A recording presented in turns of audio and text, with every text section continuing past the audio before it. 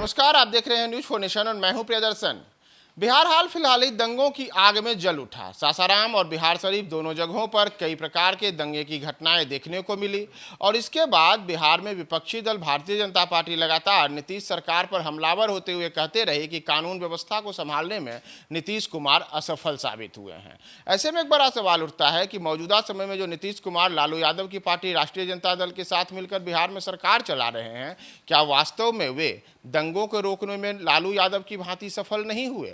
ऐसा सवाल इसलिए क्योंकि लालू राज में भी ऐसी स्थितियां देखने को मिली थी, लेकिन लालू यादव ने जिस तरीके से उन दौरान अपनी राजनीतिक कौशल का प्रदर्शन किया और उन्होंने दंगों को रोकने में अहम भूमिका निभाई, उससे कई प्रकार की तुलनात्मक बातें सामने आती। दरअसल बिहार के मुख्यमंत्री नीतीश कुमार और राजद सुप्रीमो लालू प्रसाद यादव दोनों ही सेकुलर छवि वाले नेता रहे हैं। कई दफे दोनों ने अपनी बात और व्यवहार से इसे साबित करने की कोशिश भी की है। शायद इसीलिए कि सत्ता की कुर्सी के लिए न केवल लालू प्रसाद बल्कि नीतीश कुमार ने भी भाजपा का दामन थामा। हाँ, इनके लिए दामन थामने के अंदाज थोड़े अलग थे।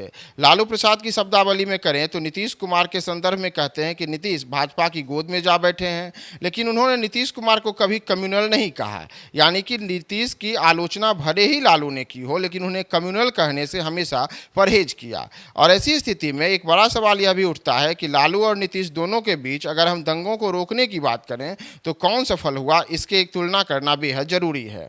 ऐसे में वर्ष 1992 की एक घटना को याद करना बेहद जरूरी है, जब सीतामढ़ी में उपद्रव हुआ था। उस समय बिहार में मुख्यमंत्री के तौर पर लालू यादव थे और सीतामढ़ी में उपद्रव के कारण दो गुटों में हिंसा भड़क गई थी। इस हिंसा में 65 लोग मारे गए थे और सैकड़ों लोग घायल हो गए थे। सीतामढ़ी में 65 लोगों के मारे जाने की यह घटना उस समय राष्ट्रीय सुर्खियां बनी थी।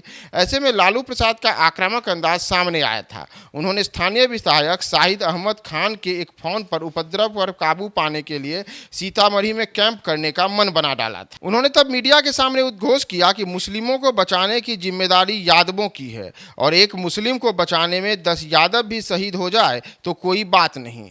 उस दौरान उन्होंने एक हेलीकॉप्टर का इंतजाम किया और सीतामढ़ी के लिए अचानक से निकल गए। लालू यादव का अचानक से सीतामढ़ी जाना सबको चौंका गया था। थोड़ी कम ऊंचाई पर जब हेलीकॉप्टर सीतामढ़ी के ऊपर से उड़ रहा था, लालू प्रसाद ने लोगों को हथियारों से लैस देखा।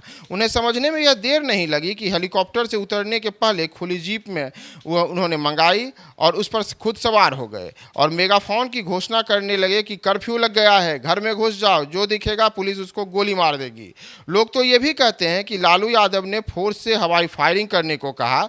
इसका भरपूर असर हुआ, लेकिन उस दौरान जो हिंसा की स्थिति थी उसे तुरंत नियंत्रित करने में लालू ने काफ़ी गंभीरता दिखाई। कई लोग उस दौरान फिर घरों के अंदर चले गए। उपद्रव पर नियंत्रण हो गया। बावजूद इसके लालू प्रसाद कई दिन तक वहीं टिके रहे और राहत एवं पुनर्वास के मामलों की भी खुद मॉनिटरिंग करती रहे। इसी दौरान लालू प्रसाद का एक कमजोर पक्ष भी सामने आया था। उसे कह सकते हैं कि प्रशासनिक विफलता। जब 1992 में सीतामढ़ी में हुए सांप्रदायिक दंगे में 33 आरोपियों को सबूत के अभाव में बरी कर दिया गया तो कुछ छींटे लालू के यादव के दामन पर भी बढ़े। वहीं भागलपुर के दंगाइयों को बचाने का आरोप लालू प्रसाद पर लगा। नीतीश कुमार ने सत्ता में आते ही आयोग बना करके भागलपुर दंगा कांड केस को रीओपन कराया और दंगाइयों को सजा दिलाई। हालांकि अगर हम बात नीतीश कुमार की करें तो नीतीश कुमार के वर्ष 2005 से अब तक के मुख्यमंत्री काल के दौरान बिहार अलग जगहों पर हिंसा की झड़पनुमा घटनाएं तो देखने को मिली हैं, लेकिन वैसी कोई घटना देखने को नहीं मिली जैसी स्थिति सीतामढ़ी में देखने को मिली थी, या फिर जैसे आरोप लालू यादव पर लगे कि उन्होंने भागलपुर के दंगाइयों को बचाने का काम किया। लेकिन जो फिलहाल है सासाराम और बिहार शरीफ, इन दोनों जगहों पर अचानक से दोनों जिले सुलग उठे। दोनों जगहों पर कई लोग इस हिंसा के शिकार, प्रत्यक्ष या परोक्ष रूप से शिकार हुए। तो उन सब के बीच अब का वह जो 1992 वाला उनका निर्णय था वह सामने आया है कि लालू यादव ने जो उस दिन निर्णय लिया था वह बेहद जरूरी निर्णय था और काश अगर वैसा ही निर्णय नीतीश कुमार भी इस दौरान लेते तो बिहार को मिली यह आग काफी तेजी से नियंत्रित हो सकती थी।